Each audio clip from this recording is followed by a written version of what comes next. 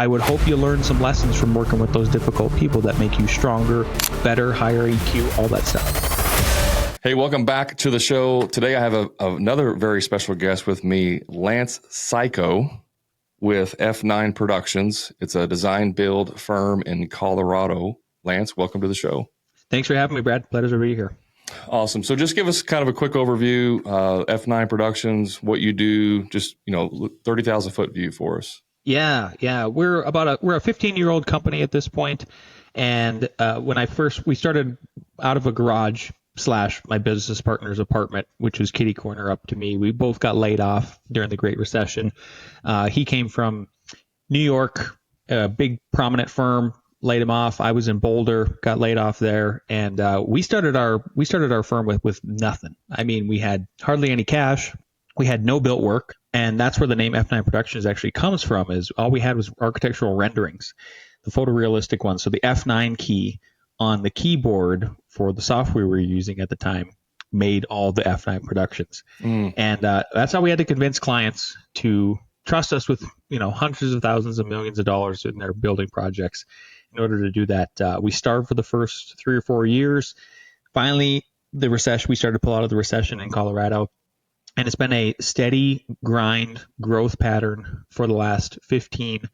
And now we're up to 10 architects, interior designers, construction managers, that type of staff.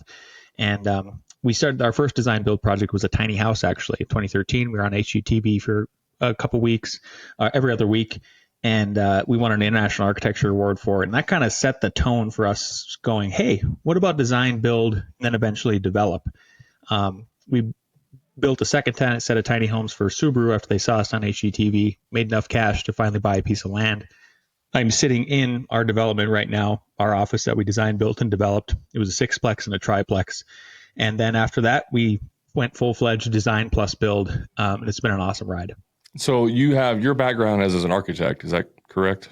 It's actually a builder. Well, carpenter. I mean, I started 42, so I've been swinging a hammer for 29 years, on and off. And when I was 13, I grew up in northwest North Dakota between a cattle ranch and a sugar beet farm. And I tried working with my dad for 1 week. Didn't work.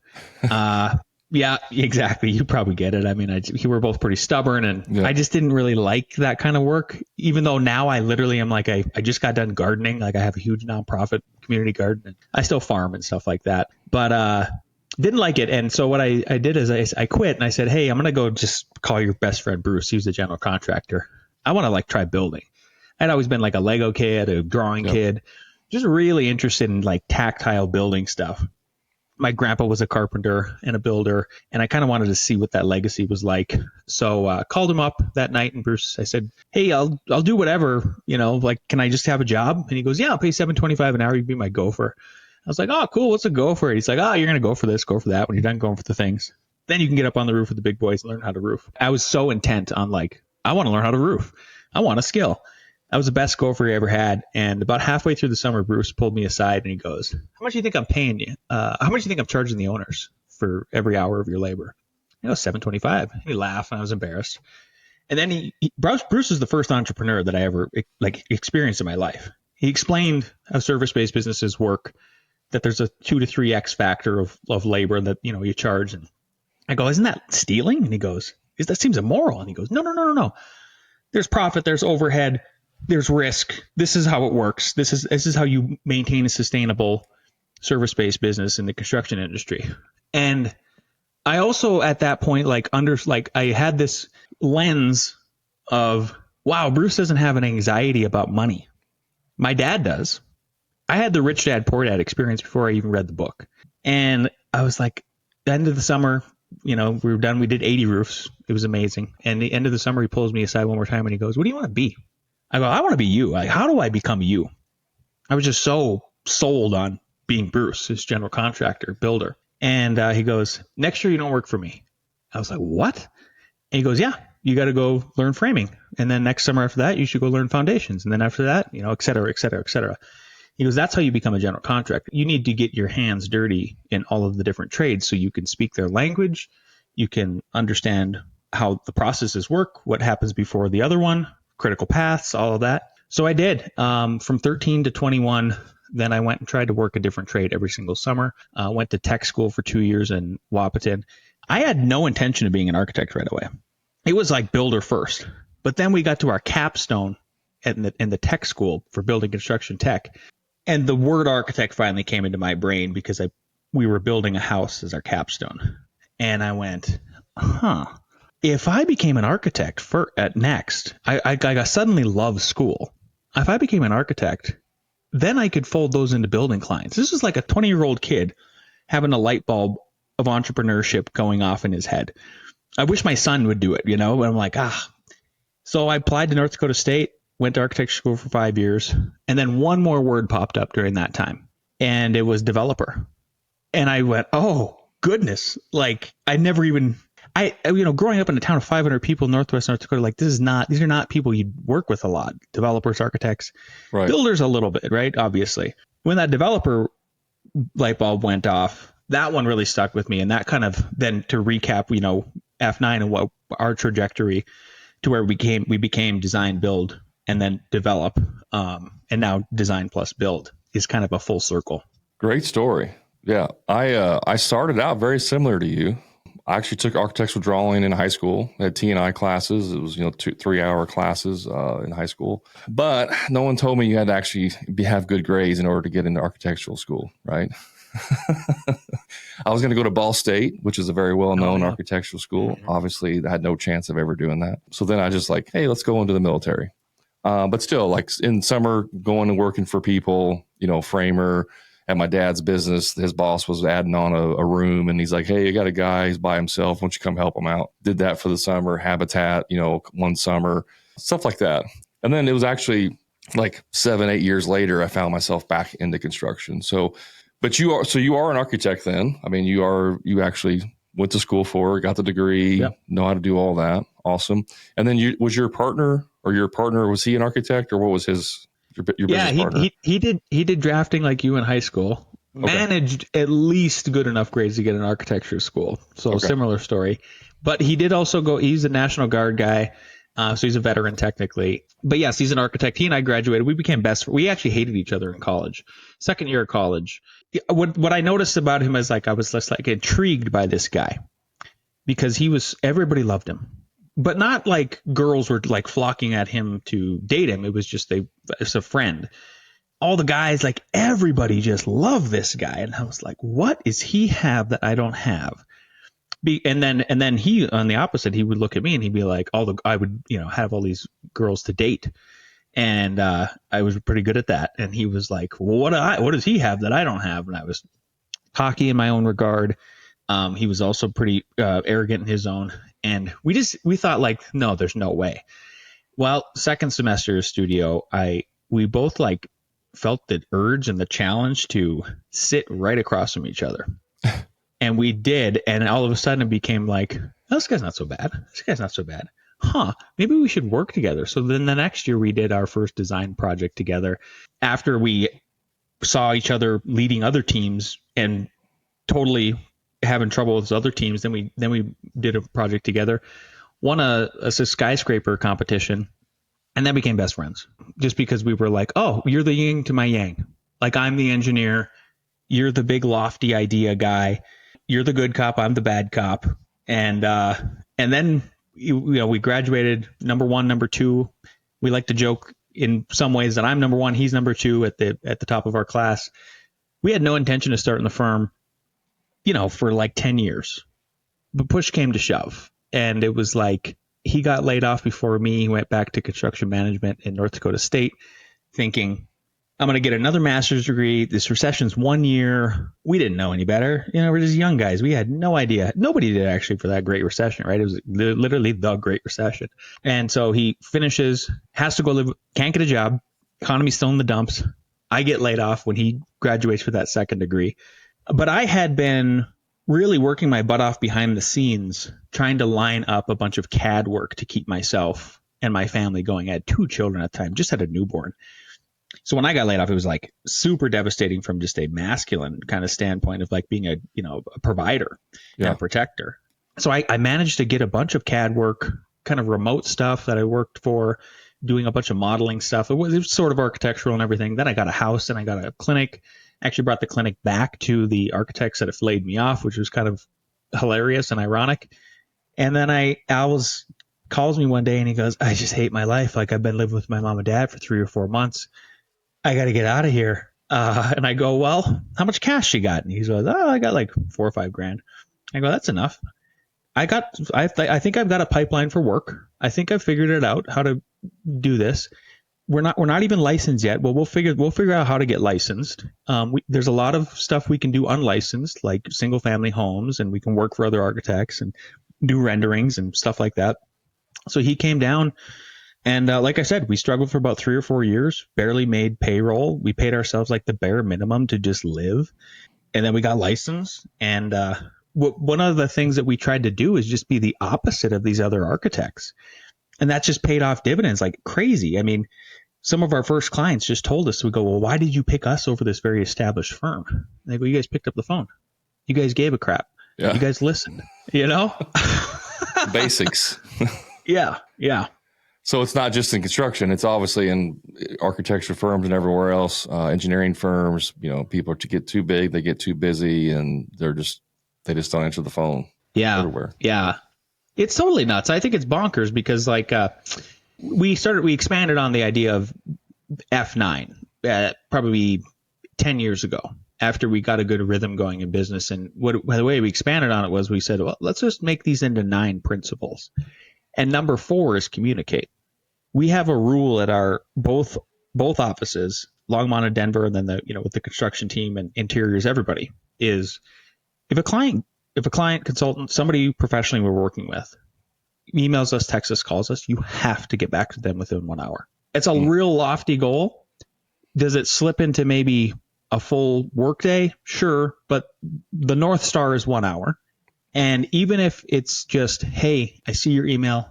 I don't have the time to get back to you in detail, but I am processing it. I will help answer your question or whatever tomorrow. Has been giant. That has been the biggest thing. It's been so much bigger than you guys. I'm hiring you guys to do a really cool house, a really cool office building, anything like that. I'm convinced the general public already understands, like, architects are going to push design. They are going to do cool stuff. Or if they're looking at me from a builder, this builder is going, from a builder perspective, I'm hiring Lance to build my building because he has the right subs. He's going to get it done. We're going to be under budget, on time, all that good stuff. It's the communication that just takes it up to another level where people are like, we've had a client recently. It was a super small project. You're talking like a couple $1,000s in fees. It's like a little addition to the back of a garage and between a mudroom and stuff. Nothing fancy. And she goes, I was a little hesitant to reach out to you guys because you guys look like a big design build firm. But the way you took care of me made me feel like it was just your number one client. And I go, well, you are. I mean, that's the idea, is to try to make everybody feel like there's a red carpet for them at all times with our company. And that's been the hugest thing. Yeah. I mean, communication is absolutely critical. We talk about this a lot. I talk about this in my social media channels and videos and stuff. It's so easy. I mean, concept wise, obviously, like you said, if you're super busy, sometimes it can be difficult, but it's not hard to just communicate. It really isn't. Yeah. We read a book. We read one book each year too with the company. It's mandatory. It's not too, crazy of time and everything. And people usually enjoy it because it's a lot of like a self-improvement book. So one of the ones we read on the communication lines is The 7 Habits of Highly Effective People. Yep. Huge. Like, I can't really put a number on how many times a week or a day staff will be saying. It's probably in the dozens where they're going, I'm just seeking to understand. That's one of the principles. I'm seeking to understand, whether it's through you're seeking to understand what a client is looking for, what a consultant is looking for, what the city is looking for. Just trying to understand before you make a judgment call on something goes such a huge way, because I've gotten tangled with a recent new subcontractor. I won't even say what trade it is. Tried him out for the first time, and I'm actually going to send him the book.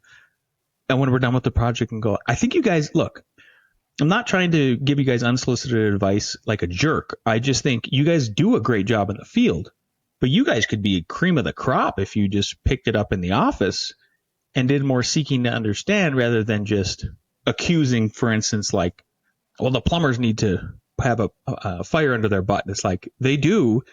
That's not even the problem of why they're behind. If you guys would have seeked to understand why they're behind, then you would understand where we're at. We wouldn't have gotten to this heated argument, and maybe I would be more inclined to work with you guys in the future type of things. So it's huge. And there's just all of those methodologies behind the communication that I think are key to figure out. Well, I've had this conversation many times, even recent guests, we've talked about it. I mean, there's a lot of ego in construction, right? And so, and I teach sales for contractors. And so like one of the things is like, you don't make any assumptions ever.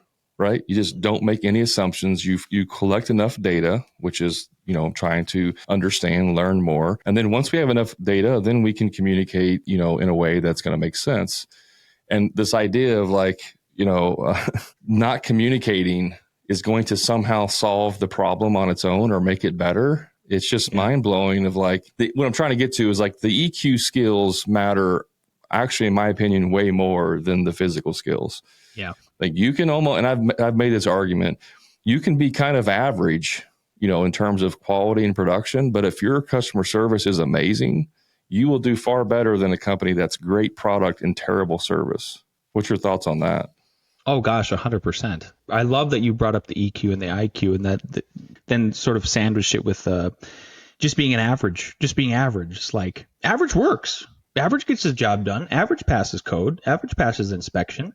Average speed will be acceptable on many, many jobs, whether it's design or build or whatever you're doing, any kind of service-based stuff. And this is the thing they actually don't teach in college or trade school or just, I think, almost anywhere.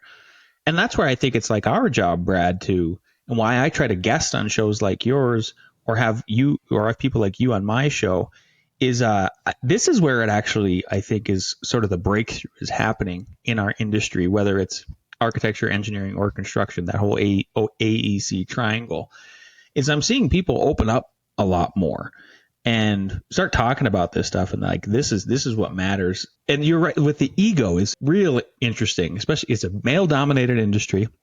That's one of the reasons why I love it, because I'm like, it's still one of the sanctuaries for males to be males and succeed and excel and all of that. But the problem with it is, and I recognize this, is like there's a lot of fragile egos. There's a lot of imposter syndrome, right? Where it's like, I don't know how many times I've had to tell why I'm experiencing this specific thing recently in the last 3 months is just blowing my mind. I'm like, there's another book I read that was really good. I had an author on my podcast. It was the book is called Hold the Calm. And because I've been accused of being like a hothead sometimes. I think everybody has a fuse at some point, right? And so I read the book and I went, one of the biggest things I've learned from it is like, my dad did this to me all the time growing up.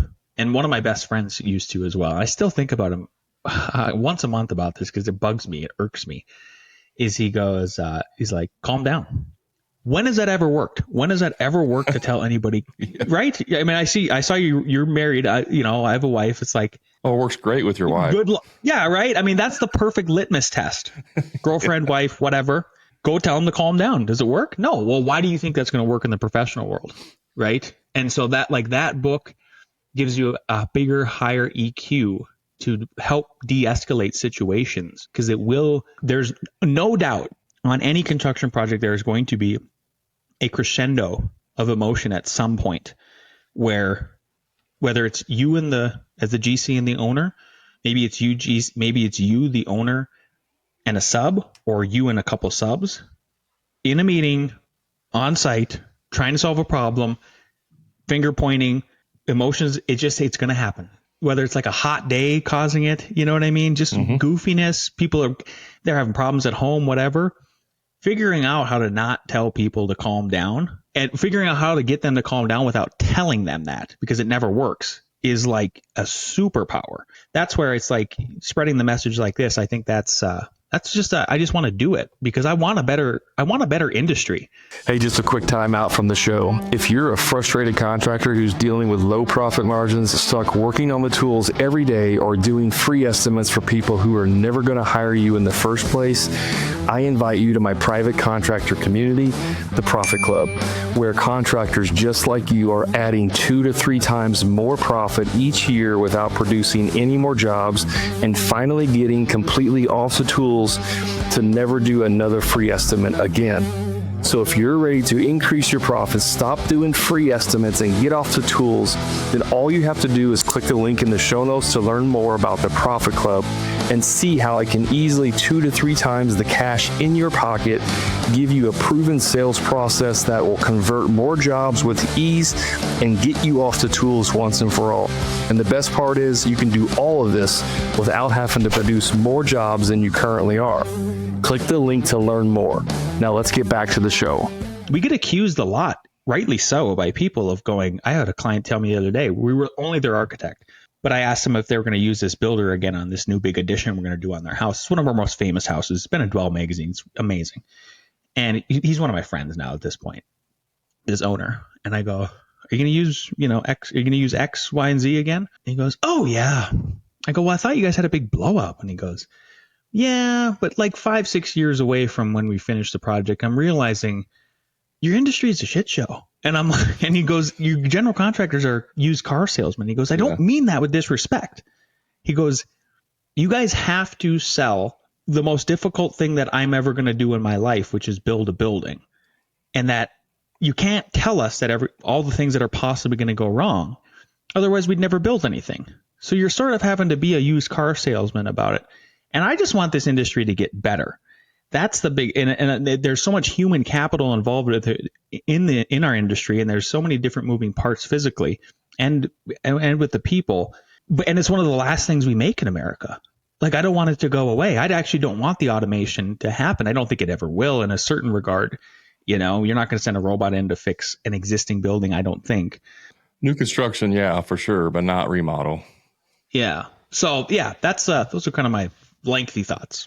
Yeah, that's a whole nother topic we won't get into about AI and automation. But no, the EQ stuff. I mean, like I said, when I work with contractors on the sales aspect of it, it's like, it's not about you guys. Like, it's not about how many awards you won. It's not about, how great you are and how long you've been a carpenter. Like, that stuff, it does build trust and it does build credibility.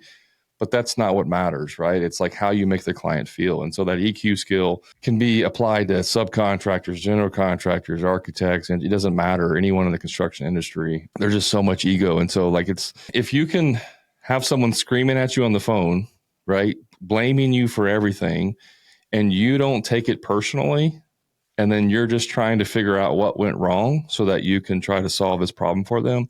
If you have that capability, you will go a lot farther in life and in your business than if you're just reacting to someone else who's being, emotional in that moment. And so that is a true skill that people don't understand. It's a superpower the screaming specifically. I don't have a superintendent anymore. We refocused the way we have our construction company. But when I did, and I was teaching him, there was multiple times where the owner would scream at me, and then we'd be done with the meeting and he would go, are you okay? And I'm like, I didn't lose. It's not that I won, but that person definitely lost, and they got it out of their system, and everything's going to be fine tomorrow. And we solved the problem, but they just had to get that out of their system. And that's why it's a superpower. And holding the calm is like, if you can do that, you're always the adult in the room, and everybody sees it. Like there's been plenty of times where it's a husband and wife duo, and the husband loses his mind, screaming, yelling, and the wife's like, I'm so sorry.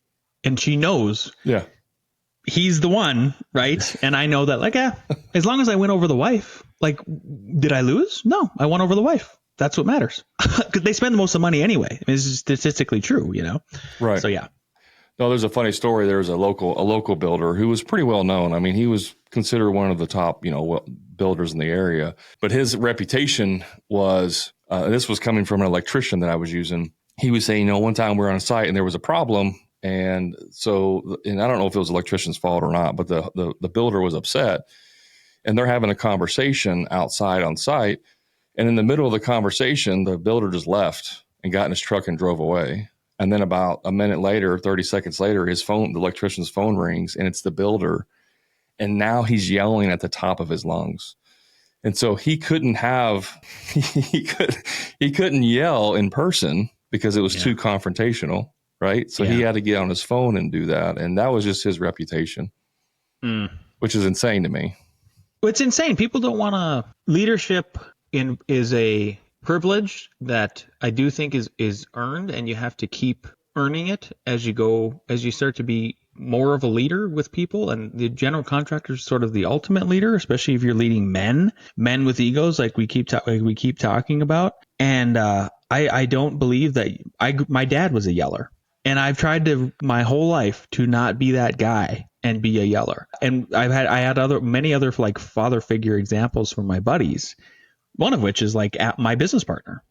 And I noticed the guys who don't yell but are in leadership positions, when they do end up getting upset, they don't even need to yell, because you don't want to see them upset in that kind of way. It's so out of their usual character. That sort of leadership style goes much, much further. Whether you're the owner, the builder, or a subcontractor or anything, like, and you're in that kind of role too, is like, I don't think just because you're writing a check that it gives you license to mistreat people. Oh, absolutely.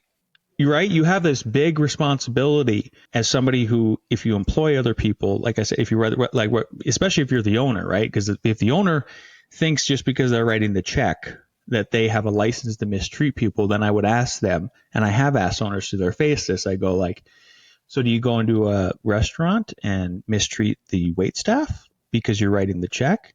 It's like the most obvious example you could give somebody. And it's like, no, that's not how you do it. Leadership is a craft in itself. Absolutely. Yeah. And it's just like anything else. Like, you have to read books, you have to learn, you have to invest. I think it's one of the biggest downfalls with contractors, because we're so good with our hands, right? That we develop a skill that we physically do that we're really good at. And then we just put all our identity in that and the craft side of it. But then we don't learn sales, we don't learn business, we don't learn accounting, we don't learn leadership, because, well, I learned everything else OJT, right? I became a craftsman learning on the job site. I'll just figure everything else out as I go. And it's like, in what world do you expect to get better at something unless you practice? Yeah, 100%. And it's not our fault, right? Because that's our primary focus initially. I'm totally with you. We get the whole critical path. We understand, especially if you're a GC, then you understand like what comes first, what comes next, what comes after that. Who do I need to make sure is there that day? Even if it's just as simple as like, oh, the cleaner has to show up today, or the flooring guys are going to be so pissed tomorrow because I can't sanding and getting everything going. Literally on this other, job site, like everybody's critical in their own regard. So yeah, you just gotta. That's why I'm thankful for shows like this. Other shows, people finally speaking up about it. I don't know if we've ever had that happen before.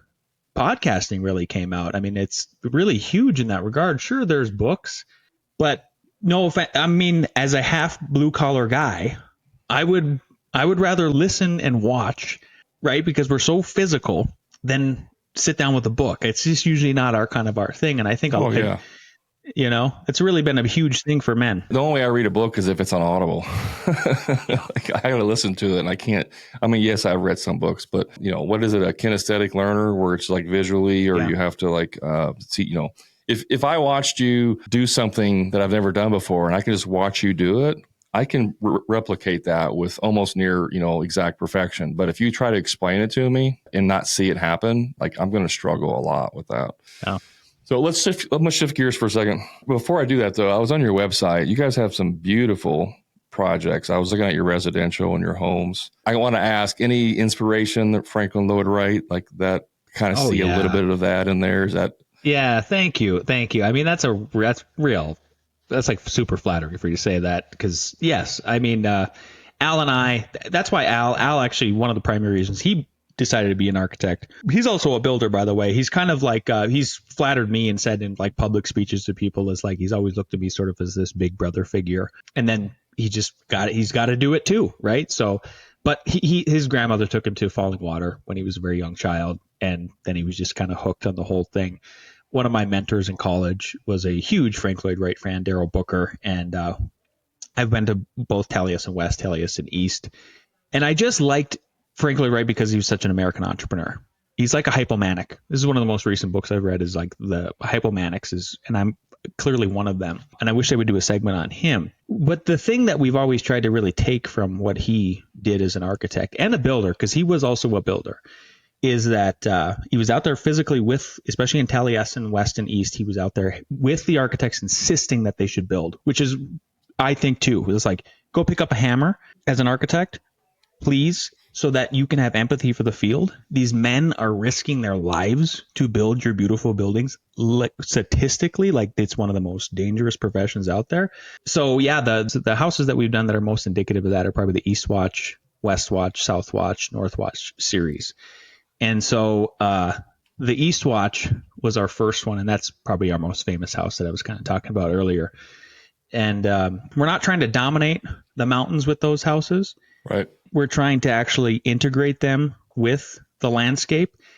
And we've actually had to fight a lot of HOAs. Oh, yeah, I bet. In the area.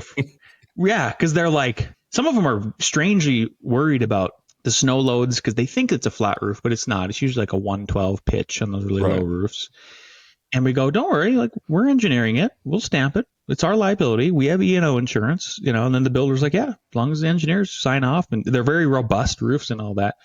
But they think these houses are dominant. And I'm going, do you guys understand the volume of attic space we're removing from the landscape by not doing these super high pitches? And as soon as we get them to understand that with like sort of a visual A/B test, they all sign off and they go, oh, yeah, you guys are blending with the landscape. This is Frank Lloyd Wright-esque architecture, very horizontal, because we're horizontal beings. I mean, we see a horizon every single day, right? This is our perception in how we do it. Yeah, no, I think they're amazing. I was looking at your website. One thing, like, lots of glass, which I love the look of that. Personally, I would not want to live in that house because I got to close the shades. I don't want anybody looking. But I love the look of that. And so I was just on your website. I also love on your website because you have the portfolios, which, by the way, is like a lesson in how to set up a website. Like, you have your portfolio, and then you have the information, the materials you used. And like on the one I was looking at, it wasn't on all of them. It was the level one. You even have the floor plan on there, of that particular one. So I just want to say, your work looks amazing. Congratulations on that. And I love your website and how it's laid out. Thank you. So the one thing, I know we're getting a little bit short on time. I just wanted to touch on something that you had mentioned off screen about like attracting top talent and just kind of this culture in your business. And you touched on a little bit earlier about the 9 principles that you have with the F9. And like, what would you say is like the single biggest thing that contractors listening to this, whether they're small, big, what do they have to get right in terms of attracting top talent? Well, we've already talked ad nauseum about not yelling. Yeah. Well, yeah. And, not, not being a yeller. So that kind of, I had to give one more jab in there about that is like, what I've always tried to do with every employee is say, I'm not here to hold you back. I want you to bite off as much as you want to chew. If you want to, on the architecture side, accelerate and eventually be a principal and a co-owner, let's talk about how we get there. Because if you want more reward, I'm just going to give you more responsibility. If you're up to it, cool. Works for me. Like, I think there's plenty of money to go around. I'm not here to be a protectionist, even with my own companies, to that extent where I'm like, you're never going to be where I'm at. It's like, no, why not? Like, I'd get to fish and hunt and hike more. That would be fine for me. Right. I'm not here to like squeeze every single penny out of everybody. Same thing on the contracting side is with like our construction managers and people that do construction administration for us. It's how much where do you want to be? Do you want to keep accelerating? Then it's going to require X, Y, and Z. And at the same time, though, the challenge is this with both of those is Alex and I, my business partner, we work, 50 hours.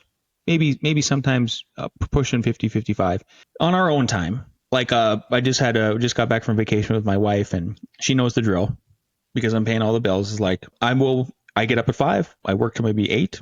By the time I'm done working, she's ready to go for the day. It didn't hurt anybody, but I'm a hypomanic, so that's how I maintain this sort of lifestyle where it's the work and play. It's about 50-50. That's your challenge is like, how do you then create an efficient system and framework with your employees in your companies, in your company, in your contracting company, to where you're not burning guys out and you're allowing them to only usually work maybe 40, 45 hours a week. So they get their R&R, which is super important. This is a very stressful profession. Yep. It will burn guys out real quick if you don't figure that part out. Especially if you're not making enough money. Like, money doesn't make you happy, but if you're burning both ends of the candle, it does help a little bit if you're actually being profitable. when you're working that much and you're not profitable, 100%. Like it's very difficult to keep going. Yeah. Yeah. You got to learn how to say no. You got to learn how to go, I don't need every job. Yep. Maybe I do need to take some risks and raise the fees and get to the point where I go, it's okay if my success rate of winning jobs is only 30, 40%, but I'm commanding higher fees and therefore getting higher salaries and better timelines. Let me ask you this. Do you guys, if I wanted you to design, build a house for me, do you charge consultation? Like, do I have to pay something to do that? No, first meeting's gratis. Yeah, I'm still of that kind of mindset where I'm happy to just sit down for an hour with somebody. The craziest things have happened to me by even just, again, sort of picking up the phone and giving people some advice on the phone. There's so many people that don't know how the industry works that are trying to do something. They're trying to start a business. So they sign a letter of intent on a space that they're going to build out for a tenant finish. They are wanting to buy a piece of land and build a little house on it or something like that. Or their landlord is telling them one thing or another. When I've picked up the phone and then answered and just talked them through how the process works, I've probably gotten at this point out of 135 five-star reviews that we have from both companies on Google. 10 of those, I think, are just me talking to people and them not even hiring me because I've given them a little bit of advice and saved them a ton of money. And they go like, hey, you can go look them up too. They're kind of funny to read, some of them, because they're like, I spoke with Lance. We didn't even hire him as an architect, but he gave me such good advice and saved me so much money. I had to leave him a 5-star review, and I will work with him in the future when we do need an architect. And that's kind of why I've always still been okay with first meetings free. That's okay. And I agree with that sentiment as well. I mean, obviously a lot of people reach out and I try to help them as best I can. But I mean, like if we're going to engage, you have like a design agreement or some kind of like once. Oh yeah, for sure. Yeah. And we're architects first. That's the one thing too, as I say, that's why we're not design/build, we're design plus build. So a lot of people do come to us though, especially since we've been building for about 7 years now, steady as licensed Class B contractors and all of that, is they go, hey, I love that you're going to provide a white glove service. Like, I don't want to have to interview 3 more contractors. Like, they like our methodology because we are cost plus open book. Like, that's sort of the catch is we're cost plus. It's not a fixed fee. It's a fixed percentage on all the subs and everything on top, how we make our money, but it's a moving target. But you get to see all the bids. It's not closed book. You're fully engaged with us, looking at we can engage multiple subs and all of that. So they come to us and they go, and I go, but here's the deal is we're going to be your architect first. We need to get about halfway through that architecture process and see if this is still a good fit for another 2 years. And I go, because it's going to be a year to build your project. Then we have to warranty it for another year. After that, this is a long-term thing if we're going to go the full design plus build. And then they have to meet a couple of other criteria. And here's where it's sort of like, I didn't realize this would happen until, we started doing it. Like I didn't have this epiphany when I was 20, but it's like, man, I can be pretty picky about who I build for. There's a likability part of it. And are we going to have the sort of temperaments we need for each other over those 2 to 3 years? Because there's going to be high points and low points and all that. They have to be within a 30 to 45 minute radius of my Northern Colorado office in Longmont. And then they got to be cash. And I don't mean that we're skirting the IRS. It's like, I don't want to deal with Wells Fargo. I like if you are some of our commercial developers, it's hard money. The draws are easy. It's self-inspections. The homeowners who we're doing with these multi-million-dollar homes for, or even just these little additions, again, not having to go through a bank. It's a streamlined process and those sort of things. So yeah, and our architecture services are usually between 5 and 10% of a total construction budget. Contracting, we're those guys that are between 15 and 20% markups on everything. And we just, people trust us to go there and they know that we're going to get it done for those kind of fees. There's a lot less change orders. It just works. Yeah, no, I love I mean, I'll be honest, I'm not a huge fan of cost plus, but it works if you actually have good systems, you have good teams, and you're controlling that process, throughout. I know guys that are like, yeah, we'll do cost plus, and I'll use your subs that you want, your brother's a plumber, and I'll go ahead and use them on. Oh, And it's like, what are you doing? yeah.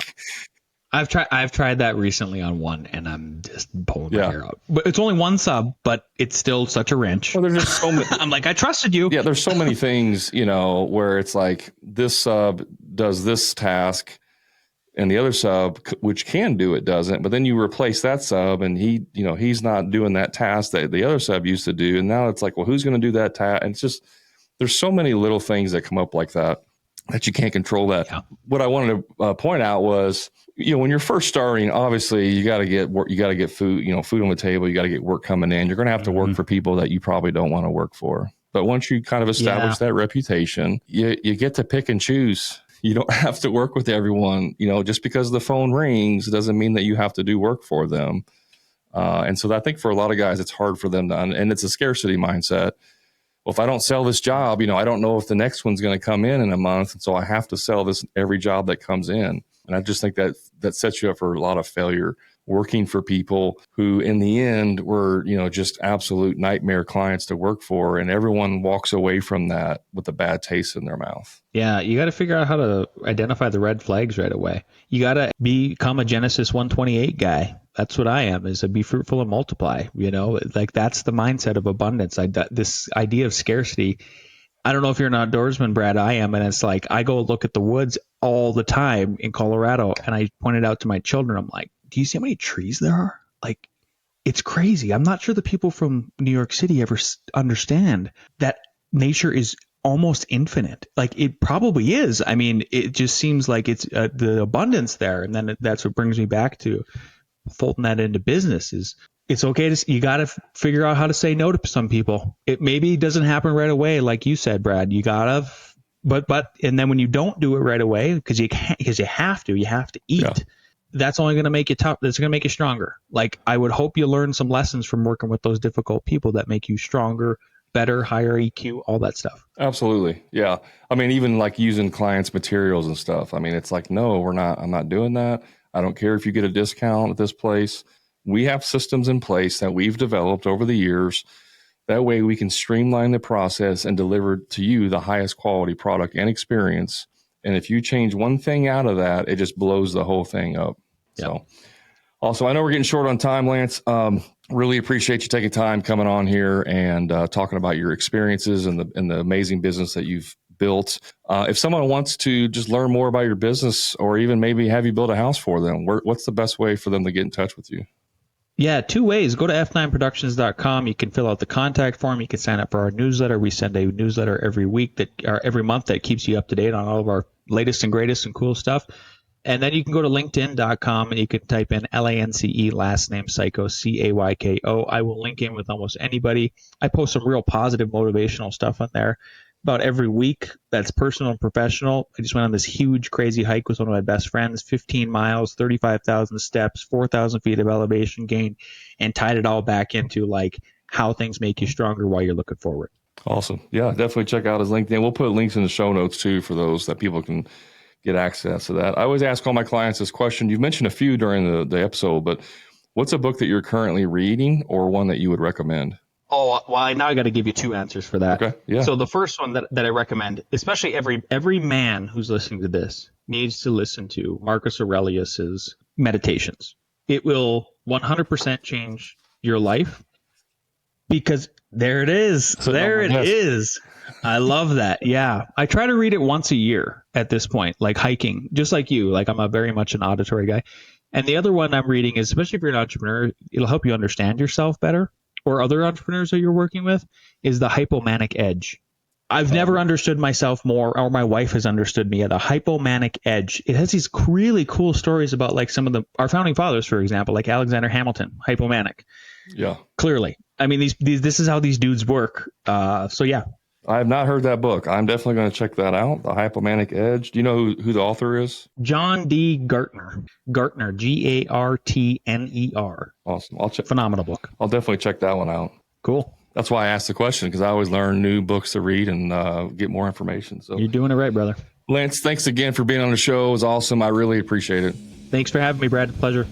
Guys, that's the end of the show. You know where to find me on the socials. Just search for the Hammer Grind Podcast. And remember, until next time, profit is not a dirty word.